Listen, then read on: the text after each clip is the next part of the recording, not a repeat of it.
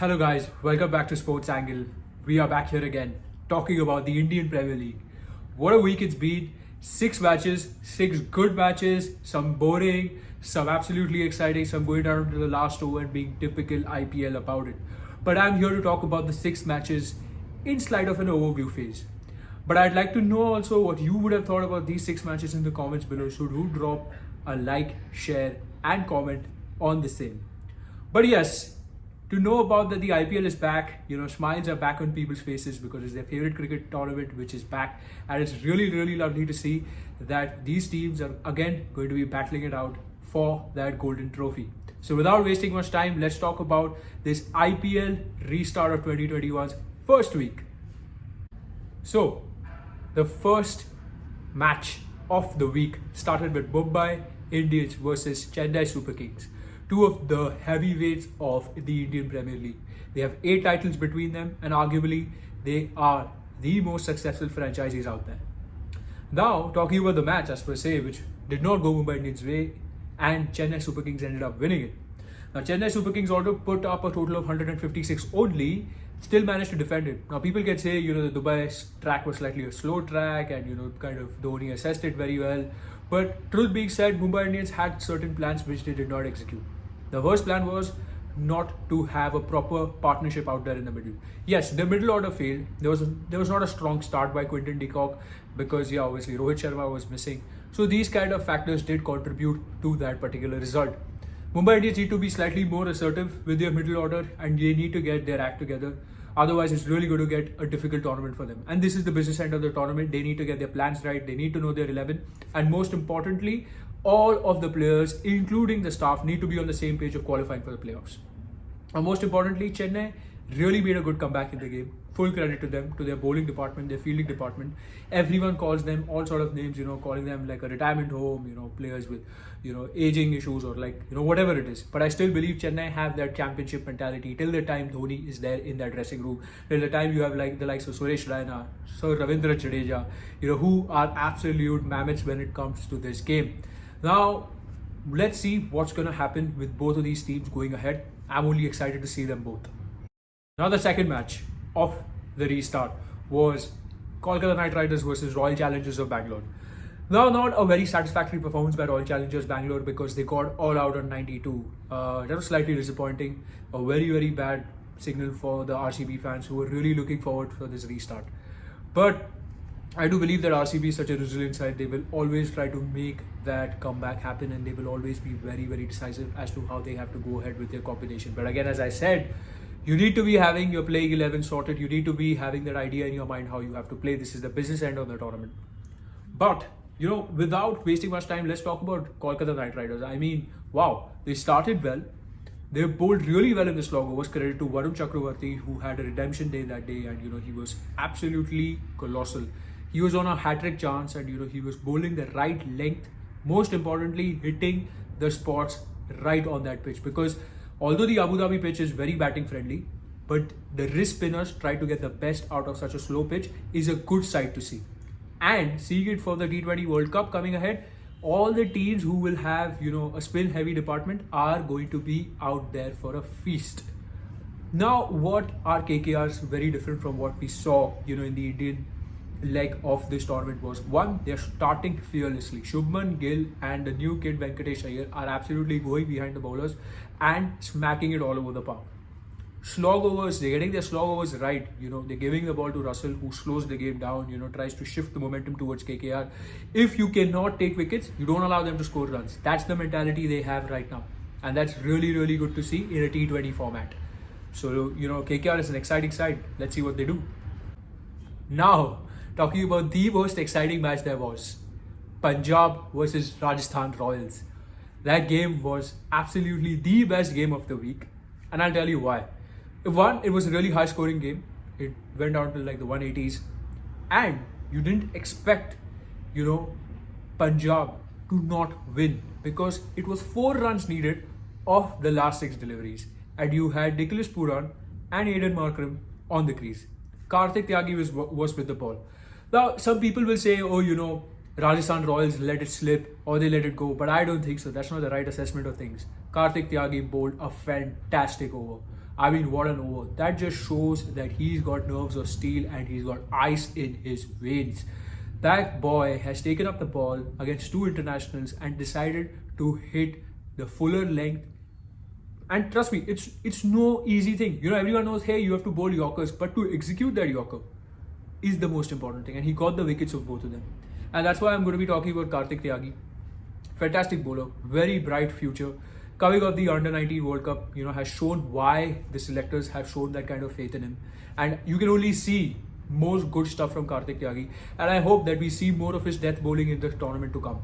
And it's going to be really decisive for Rajasthan Royals to get the best out of him and Chetan Sakaria at the same time, because that right and that left combination is going to be really, really deadly. Now, it will be also very interesting to see how they help Rahul Tewatia also get the best out of himself. And I think, you know, Punjab Kings need to be, you know, slightly more decisive and more calm in these kind of situations.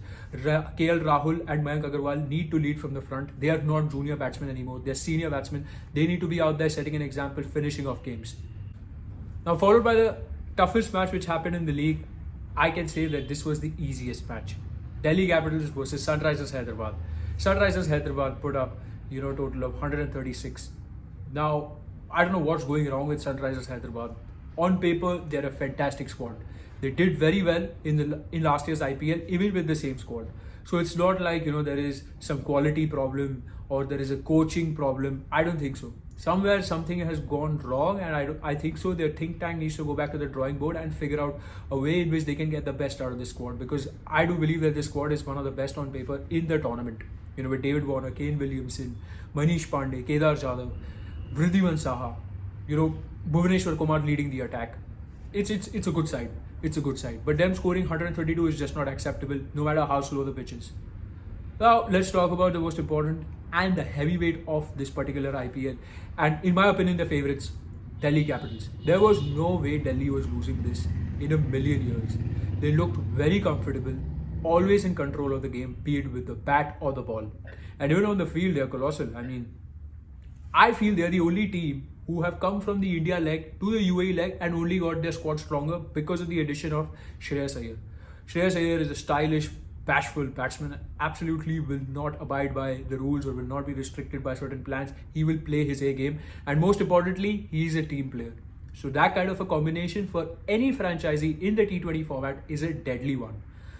I feel the IPL is Delhi Capitals to lose. This is their season. If they don't do it this season, then Mumbai Indians versus KKR, probably the most one-sided rivalry which is there in the Indian Premier League, was not so one-sided this time. We saw KKR gave a very tough fight to Mumbai Indians in terms of restricting them to a total of 155.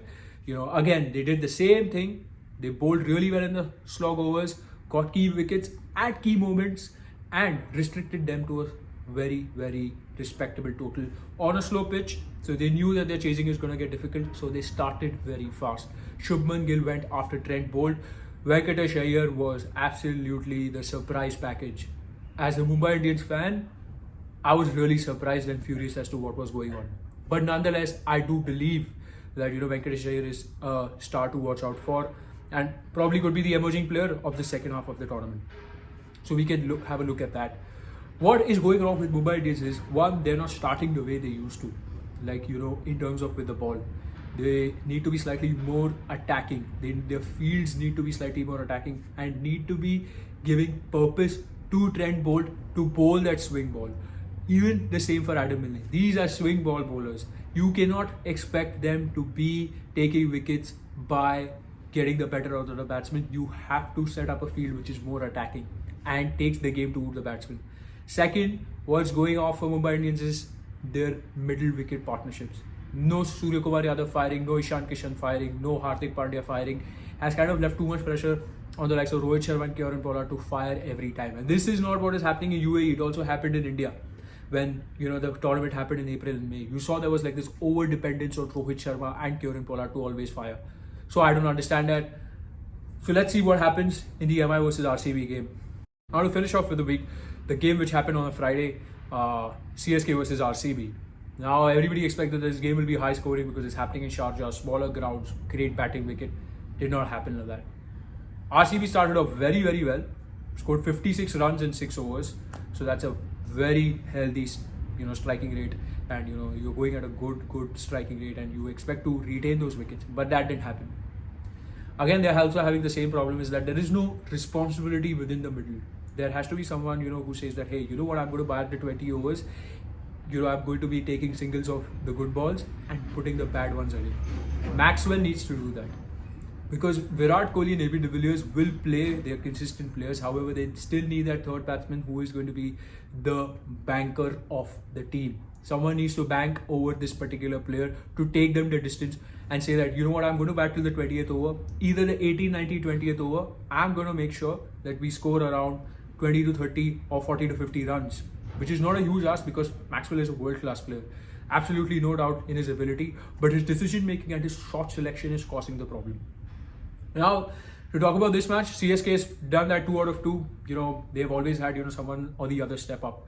An Ambati Raidu, or a Suresh Raina, or a Faf du Plessis, or the great MS Dhoni. These guys have always stepped up when it is needed. Now, what is most important for CSK is to keep that momentum going, because I feel if any team which can stop Delhi Capitals, it is CSK. I don't see anybody else doing that. Now, the IPL has had a very impactful start, but I do believe it's only going to grow even more in the weeks to come.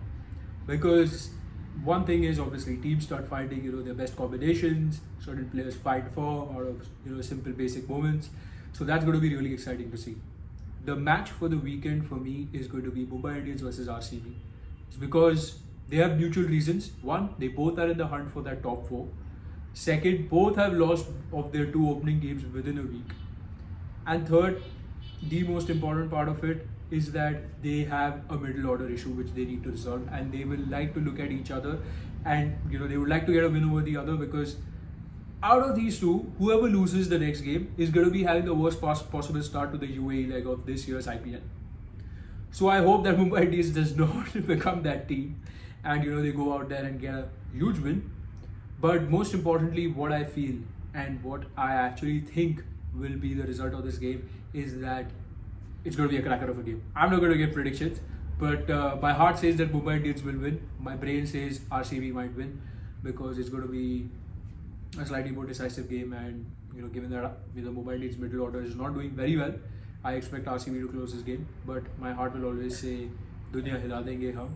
And yes, like, share and subscribe, and let me know your prediction for this Mumbai Indians versus RCB game, and have a nice watching this IPL.